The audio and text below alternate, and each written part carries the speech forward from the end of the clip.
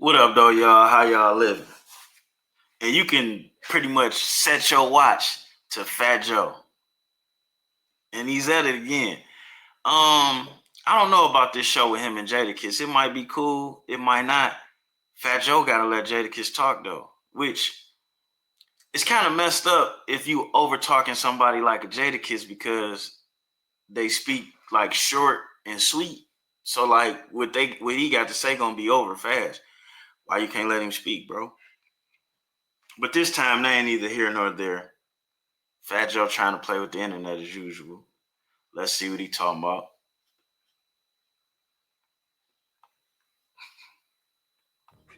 I don't even got a hoodie. I got to sit front row. I'll give you my experience. What do you call them seats? The Joe Budden seats. Them shit second row. Perfect example. Him and 50 got some shit, and I'm sitting court.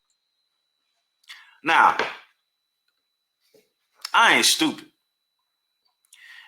If they didn't plan this, people had at least heard this before, because why would Dog know that he called them the second row seats? And why would Dog ask them, what you call them seats? They already knew. This was already a setup, a ploy, a plot. Pull a podcast up a little more. What side of 50 comes He was sit? right behind y'all. Okay, but he's behind us. I'm not trying to be disrespectful, but the man had a little something going on with 50, and why God put 50 Cent front row and he's in like third row? Like that would bother me if I was Joe Buttons. It happened to me before. When we just squashed. If he didn't bump in the fifth, would he had a nice experience? You got a good seat, but the problem is you got to always expect the enemy might come front row. Yo, what is No. Let me tell you something. If you're not securing yourself, it don't matter if you front row, back row, got the best car, the worst car. If you're not securing yourself, you're going to always be lacking to the people that's opposing you. You're going to always be lacking to the people that support you. That's just what that is, because you already lacking to yourself. Now, me, myself, personally, if it's a front row type of night, then it's a front row type of night. If it's a balcony type of night, then it's a balcony type of night. I can remember once I got some free tickets to a comedy show, and Gary Owens was one of the comedians. And when we got there, the seats was on. They was directly in the middle of the theater, which was good, but they was literally on the back wall. But shit, motherfuckers had a ball. Was I supposed to not go? Like, we got to get off of that superficial shit. And then let's be realistic. Only so many people going to get the opportunity to sit courtside. Not because they don't deserve it, but it's only so many seats. And necessarily, them ain't the best seats in the house. You sitting courtside at this level, watching a bunch of 6 and 7 foot dudes run around and play a game, and you at waistline level. What are we talking about here? Anyways. What are you thinking? Trying to tell you the truth. Now, some of you guys were confused. People said, hold up. If you're in a spot with your op, isn't it better to be sitting behind your op than in front? That way, there's... Yeah, that's a fact.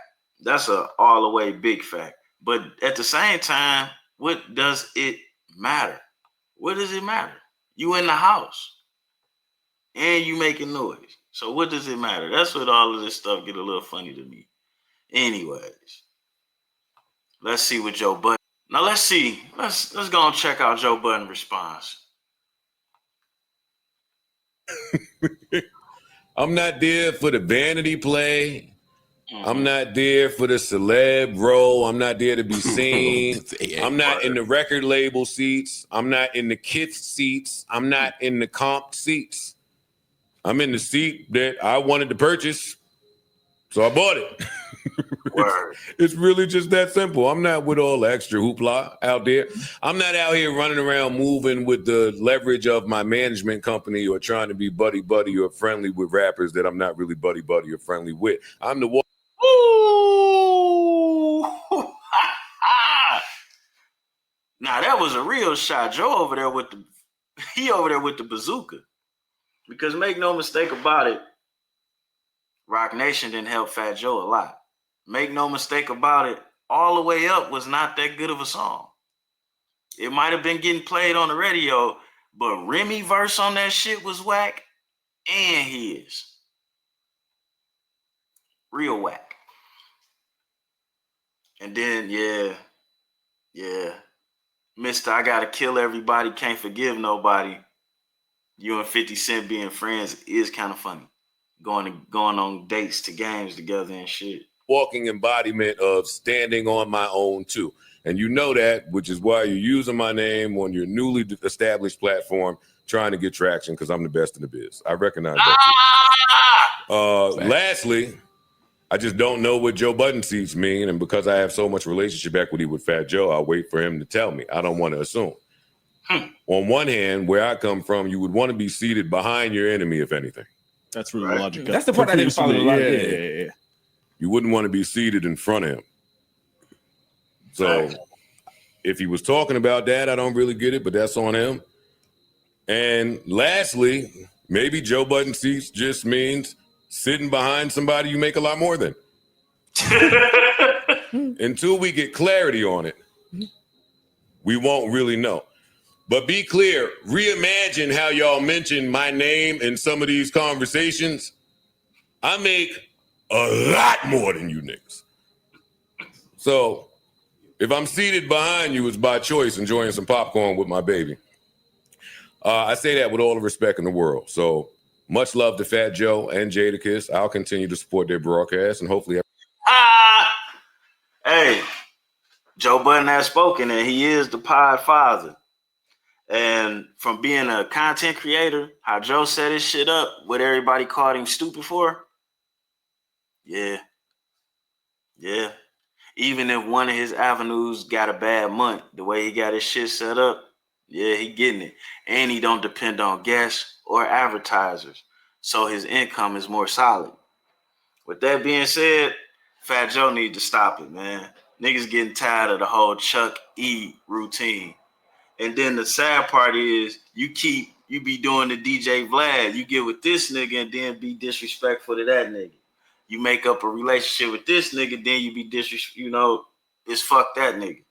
But in your own personal business, there's no black people getting money with you for real.